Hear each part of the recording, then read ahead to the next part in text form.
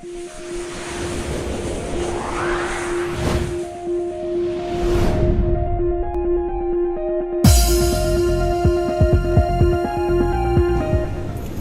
kasih Pak Menteri. Assalamualaikum warahmatullahi wabarakatuh. Selamat sore dan salam sejahtera untuk kita semua. Materi yang akan saya sampaikan, mungkin saya azas bahwa seminar ini berjudul dengan judul besar itu adalah penguatan hak pengelolaan pasca berlakunya Undang-Undang Cipta Kerja. Lalu ada subjudulnya yaitu penyelesaian sengketa di luar pengadilan, alternatif dispute resolution. Ada akta dan perjanjian yang berkaitan dengan hak atas tanah dan atas hak pengelolaan.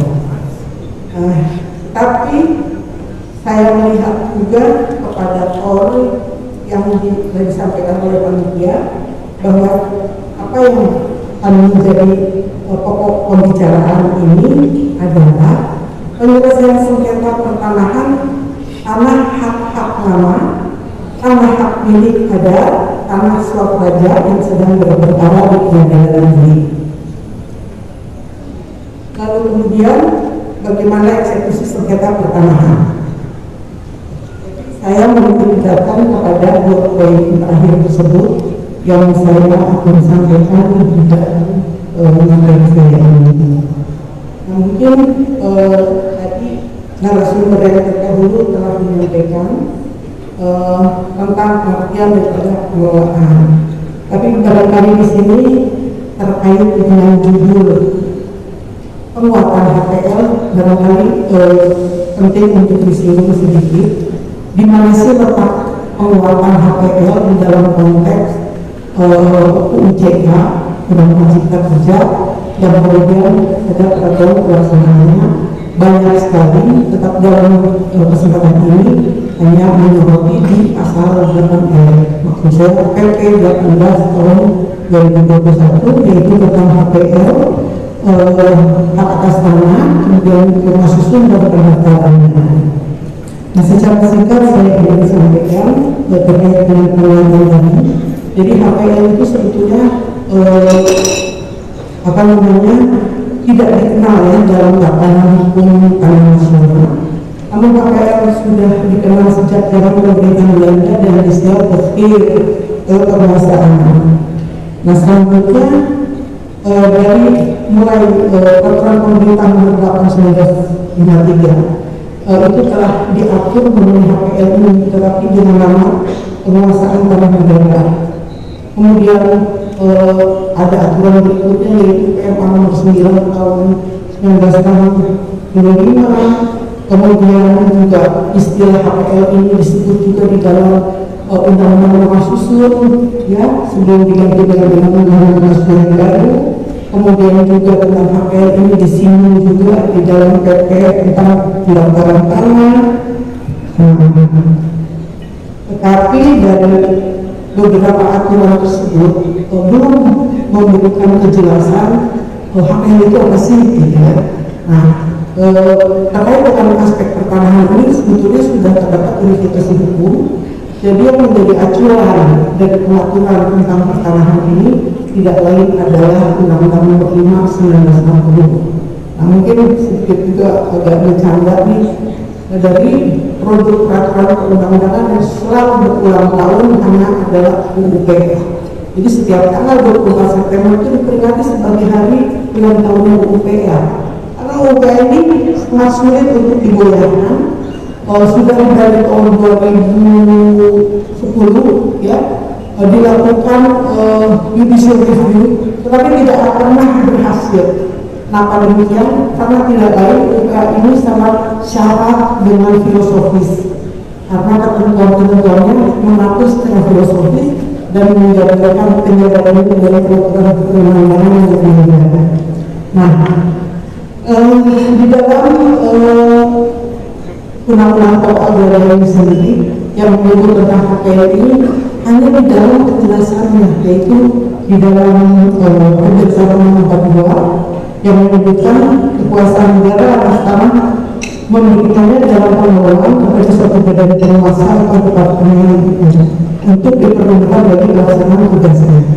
Nah, jadi HPL ini gempilan dari hak menguasai negara atas tanah atau HPL yang disebutkan. Kemudian kenapa dikatakan sekarang ada penolakan terhadap HPL? Karena selama ini HPL tidak pernah dikenal sebagai asli yang namanya HPL itu. Nah, alhamdulillah saat ini HPL telah diatur dalam Undang-Undang 11 tahun 2020 ya, tentang Cipta Kerja yang termuat dalam bab 8 paragraf 2 dari pasal 136 sampai pasal 142. Jadi singkat saja, Undang-Undang Cipta Kerja mengatur bidang pertanahan, tetapi penjabarannya terdapat di dalam beberapa peraturan pemerintahan. Nah, di sini dengan Undang Cipta Kerja beserta peraturan pelaksananya, maka eksistensi hak pengelolaan dan mendapatkan penguatan secara juridis material dan juridis formal. Kenapa saya katakan secara juridis material dan juridis formal? Karena sejauh ini HPL ini hanya disinggung saja di dalam peraturan perundang-undangan yang ada, tetapi secara juridis formalnya tidak pernah dikatakan. Nah, dengan adanya OJK maka kedua persyaratan ini telah dipenuhi, karena hak pengelolaan ini akan diberikan kepada subjek HPL sebagaimana yang telah disampaikan tadi oleh para pembicara terdahulu, dan ada kewajiban untuk didaftarkan di kantor pertanahan dan diterbitkan sertifikat hak atas tanah. Nah, disinilah yang dikatakan bahwa HPL ini telah mendapat penolakan. Selanjutnya berkaitan dengan permasalahan sengketa ini tidak lain adalah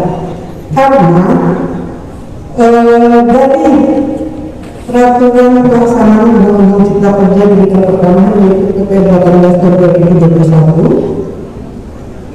2021, dari situ ada pasal 137 ayat 2 yang mengatur pemanfaatan HPL dengan pihak ketiga. Menurut saya terkandung potensi sengketa sebagai sebuah bom waktu ketika pemegang atas tanah sekunder melakukan perbuatan hukum tersebut, antara lain misalnya pengalihan hak, pembubaran tanggungan tanpa sepengetahuan atau tanpa izin pemegang hak miliknya. Tadi sudah disampaikan oleh Pak Kuswara, ada kasus pemerintah daerah yang memberi HPL kemudian memberikan hak guna bangunan kepada pengelola, ada hak guna bangunan tersebut tidak dilakukan perpanjangan, padahal selama beberapa waktu hak guna bangunan itu berlangsung, pemegang hak guna bangunan di atas HPL ini kita sebut sebagai hak tersebut adalah guna bangunan yang bersifat sekunder. Nah, dengan keadalan Undang-Undang Cipta Kerja ini sangat memungkinkan hak-hak yang bersifat primer ini melahirkan hak-hak yang bersifat sekunder. Nah, apa yang dikatakan hak primer dan sekunder, perbedaannya adalah hak primer ini melahirkan hak atas tanah dari tanah negara, sedangkan hak sekunder ini melahirkan hak atas tanah di atas hak pengelolaan. Jadi ada perbedaan di sini. Yang saya katakan sebagai bom waktu sangat memungkinkan itu terjadinya misalnya di atas tanah hak milik diterbitkan hak-hak yang lebih rendah karena hak milik ini sifatnya terkuat dan terpenuh, sehingga sangat dimungkinkan diterbitkan HGB.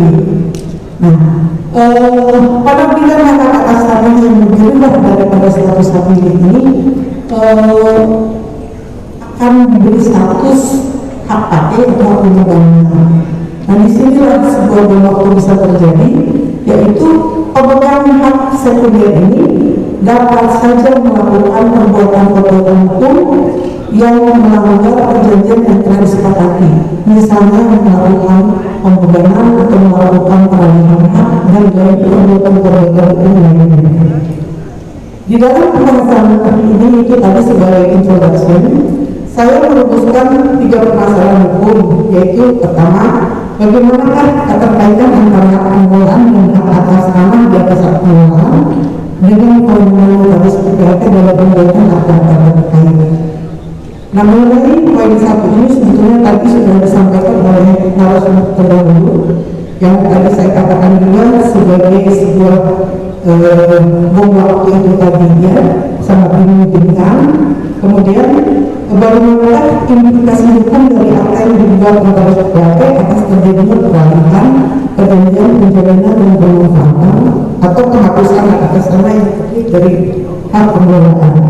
Yang berikutnya adalah bagaimanakah penyelesaiannya ketika terjadi sengketa atau gugatan terhadap akta yang dibuat notaris PPAT yang berkaitan dengan subjek dan objek hak berupa hak atas tanah di atas HPL yang belum terjangkau atau bertanggung.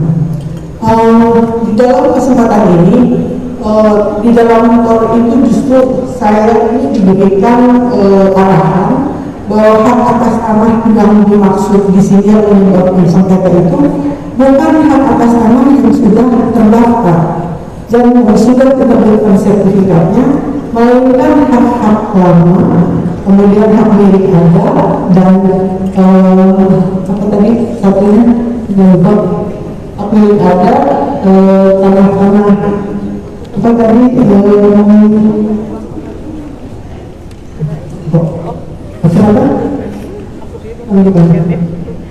Hak milik Anda, hak-hak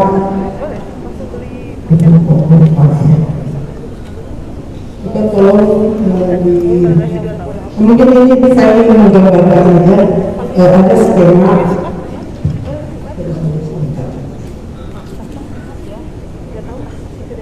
ini. Jadi objek sengketa ini adalah tanah lama, tanah milik Anda, dan tanah swap aja yang berperkara di pengadilan. Nah, saya kira dari apa yang saya ketahui, para notaris PPAT itu barangkali tidak kurang berkenan untuk akan menolak peralihan hak atau pembubaran hak di atas tanah yang belum bersertifikat. Karena itu sangat rumit pengurusannya, atau itu juga lebih baik diserahkan saja kepada camat PPAT, karena mereka untuk memberitahu dalam kondisi faktualnya berkaitan dengan objek tanah tersebut. Nah, jadi yang saya soroti di sini justru adalah hak-hak yang belum ada kepastian hukumnya, tetapi mereka berani untuk berperkara di pengadilan. Mungkin dari skema ini saya ingin menunjukkan bahwa hak pengelolaan ini dari sudut pandang hukum agraria itu dia bukan hak atas tanah, tapi dia merupakan bumpilan sisipan daripada hak penguasaan negara, yang mana dan hak pengelolaan itu kalau dipakai untuk kepentingan subjek pemegang hak itu, maka itu akan diberikan status hak pakai publik atau hak pakai khusus. Dalam hal ini, hak pakai publik ini hanya diperuntukkan bagi keperluan pelaksanaan tugasnya dan tidak bisa dijadikan objek peralihan. Sedangkan dari hak pengelolaan ini bisa melahirkan hak atas tanah yang bisa dipilih oleh individu sebagaimana dimaksud dalam UPA, yaitu hak milik, hak guna usaha, hak guna bangunan, dan hak pakai.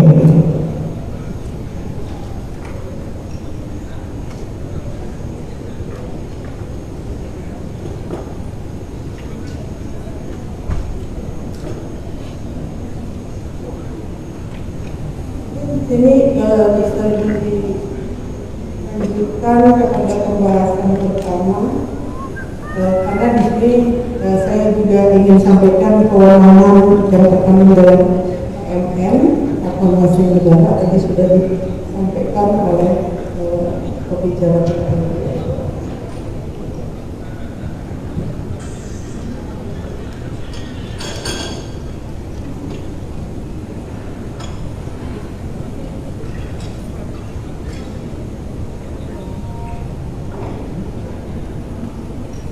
Lanjut ke pembahasan pertama.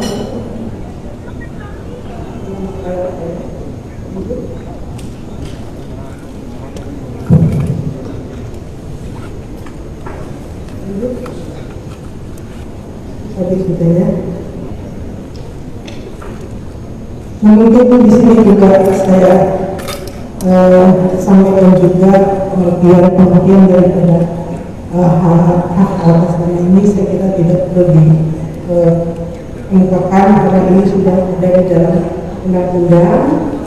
Demikian juga di dalam PP 18 tahun 2020 tapi juga sudah ditulis.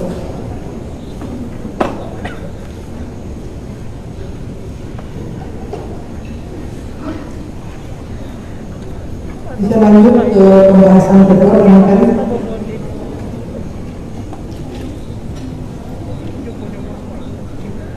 Kemudian di sini yang bisa menimbulkan potensi sengketa itu karena dari beberapa jenis-jenis akta yang dibuat oleh vokalis PKT, antara lain ada berapa sih? A-BH ada 8 ya. Tetapi yang berkaitan dengan undang-undang cipta kerja itu adalah akta pemberian hak bangunan atas milik, akta pemberian hak pakai atas tanah hak milik. Nah jadi tadi karena ada akta pemberian hak atas tanah yang bersifat sekunder dan hak atas tanah yang bersifat primer, maka di sini kemungkinan bisa terjadi hak dan kewajiban yang harus dipenuhi oleh pemegang hak sekunder ini melanggar apa yang telah disepakati di dalam perjanjian sumber. Seperti misalnya dia melakukan peralihan hak, menjadikan objek tanah tersebut sebagai objek hak bangunan. Itu merupakan satu permasalahan yang barangkali itu menjadi satu potensi terjadinya sengketa.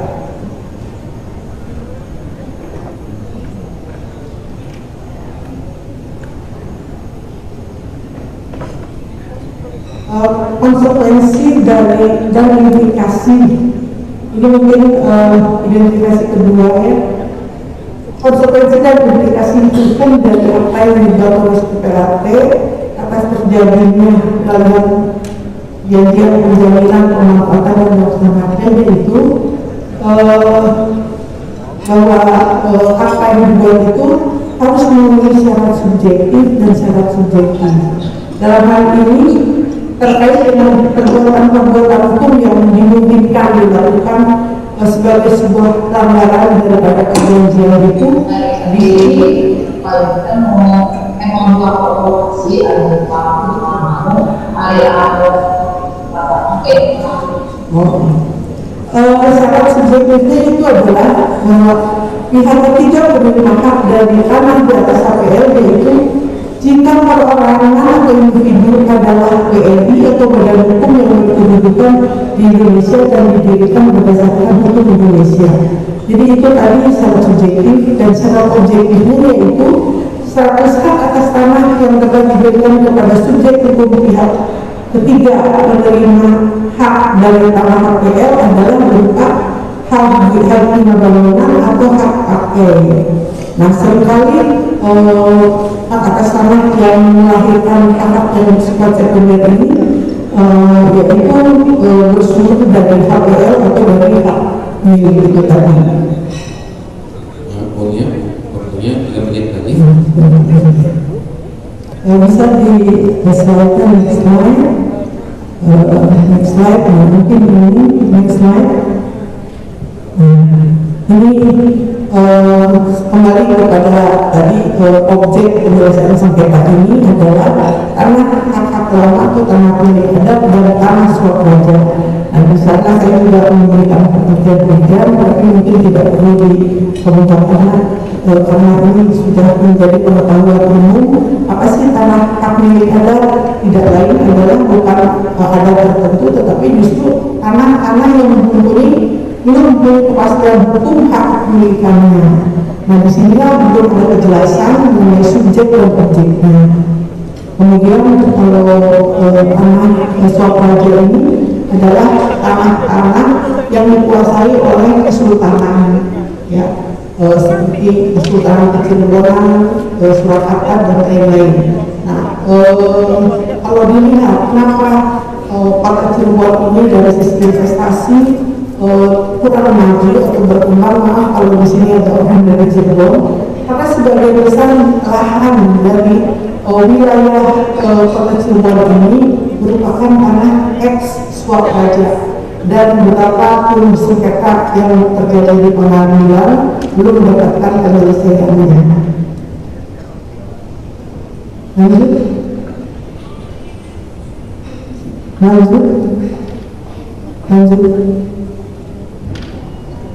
di sini berkali kembali kepada judul tadi bahwa penerapan EDR atau alternatif dispute resolution sebagai penyelesaian sengketa tanah secara damai di luar pengadilan menggunakan lembaga mediasi. Nah, sengketa pertanahan pada umumnya diselesaikan oleh badan peradilan, baik di peradilan umum maupun peradilan tata usaha negara.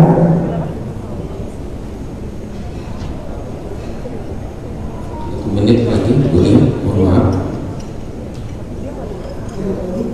Nah, mungkin di sini solusi yang terbaik menurut saya, apalagi di sini belum ada satu kepastian hukum dari status objek maupun subjeknya, maka sangatlah tepat kalau penyelesaian sengketa terkait objek tanah tersebut dilakukan melalui KPS atau alternatif penyelesaian sengketa.